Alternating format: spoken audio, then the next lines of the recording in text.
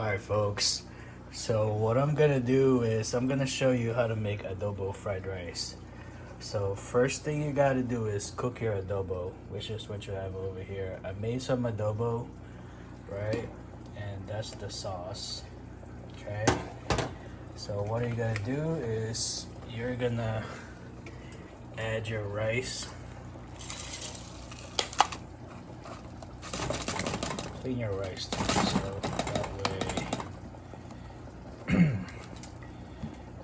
that way the rice is not grainy or dirty, right? So you're just gonna mix this up. You don't have to put that much water in this because basically the adobo soup will flavor the rice. Okay, and that's it. Just cover this.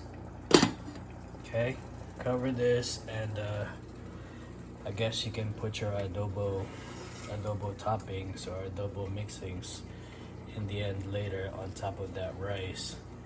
So cook it for low simmer. I would say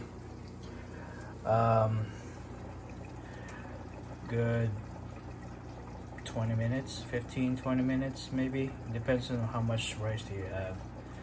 But yeah, that's all you gotta do, folks. So cook adobo first. This is easy. This is pork adobo.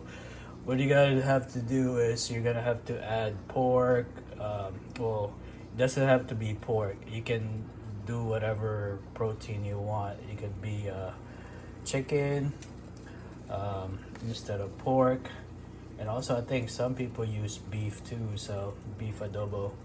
But yeah, cook your adobo, which is basically soy sauce, vinegar, garlic. As you can see, there's a garlic in there, laurel leaf, pepper, and garlic powder, and that's it. Cook it in the pot and let it simmer until soft and tender, and that's your basic adobo recipe. Again, I cooked my adobo stuff first. See what you have over on this plate. I took it out, okay, and then put the rice. Now I'm cooking the rice where the soup is. So that's gonna make your adobo rice or adobo fried rice. Right.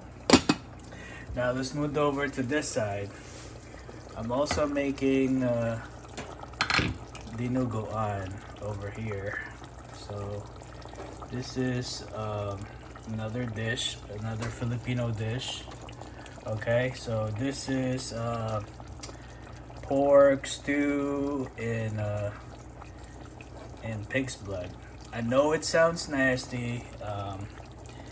It sounds kind of nasty and it sounds unappealing, but trust me, it's good.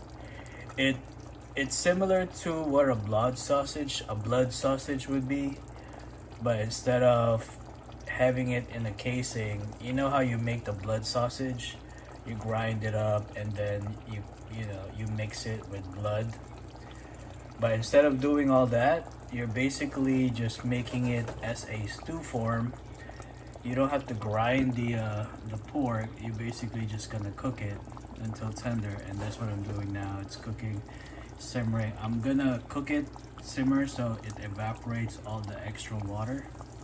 I don't know, I added a little bit way too much water in my opinion, so it's a little soupy right now.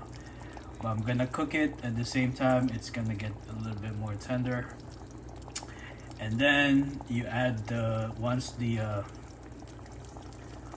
the pork meat is tender, you're going to add all your seasonings, a little bit of fish sauce, patis, a little bit of garlic powder again, and a little bit of ground pepper, and also you add vinegar. And then you add the pork blood. Okay, once you add those two, do not mix. Just let it let it simmer for a little bit with the vinegar. Don't stir. Don't stir the pot, alright? Just let it cook. Set it and forget it. And after like 5 or 10 minutes, you should be good. And then that's, you know, that's gonna make everything, you know, blend well and come together. And that's what I'm doing now. I'm basically just letting it simmer. You know, the more I let it simmer, the thicker the sauce will get, the more concentrated it will taste. And that's pretty much it. That's easy. That's how you make dinuguan too, and the garlic adobo. Okay. All right, folks. I'll catch you all later. I'll post you all the final picture. All right.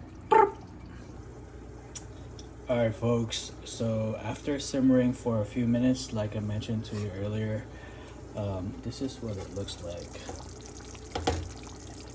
See how that one kind of thickened up? That's for a slow simmer. So I added habanero peppers too to make it a little bit spicy. But if I basically turn this off and cover it, it will actually thicken up and the sauce gets thicker. So don't worry too much that it's actually thin at this point. I think this is actually perfect. This is actually perfect consistency because I don't want it to be too thick. So I'll probably turn it off now.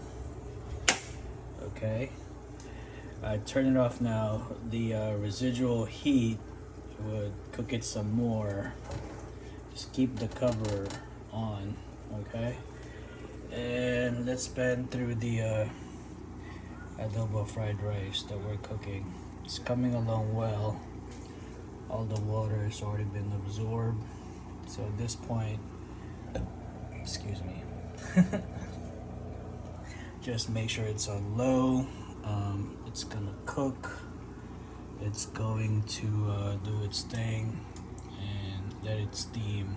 Excess steam will cook the rice. There's still some more water in there, as you can see it's still bubbling, so there should be enough water to steam the entire thing. Don't put too much water because I don't like sticky rice myself.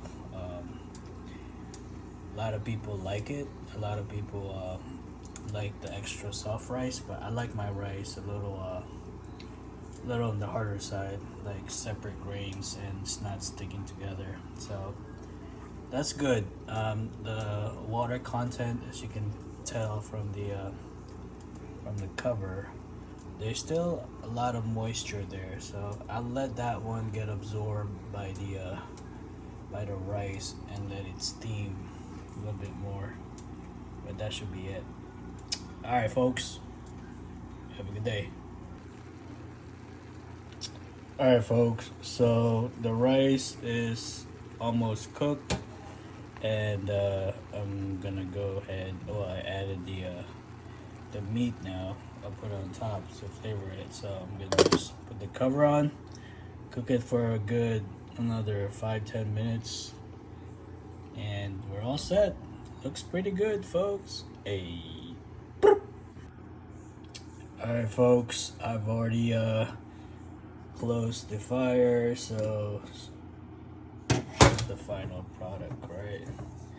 I just have to fluff up the rice.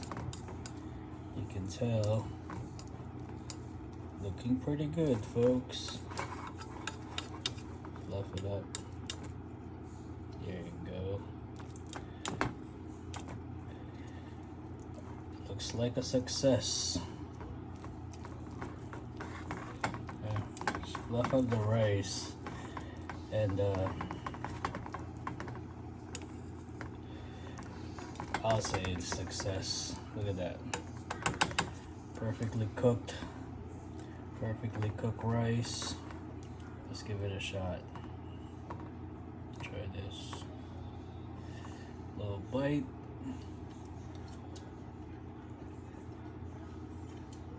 Success folks. Alright folks, But you look at that. This looks amazing, yo. This adobo rice is a hit. So good. Yep. Let me pan this back out. So good, folks. Let me try this. Give it a shot. Again. Ooh-wee. That is good. 5 out of 5. Alright, folks. Gotta try this. Bye.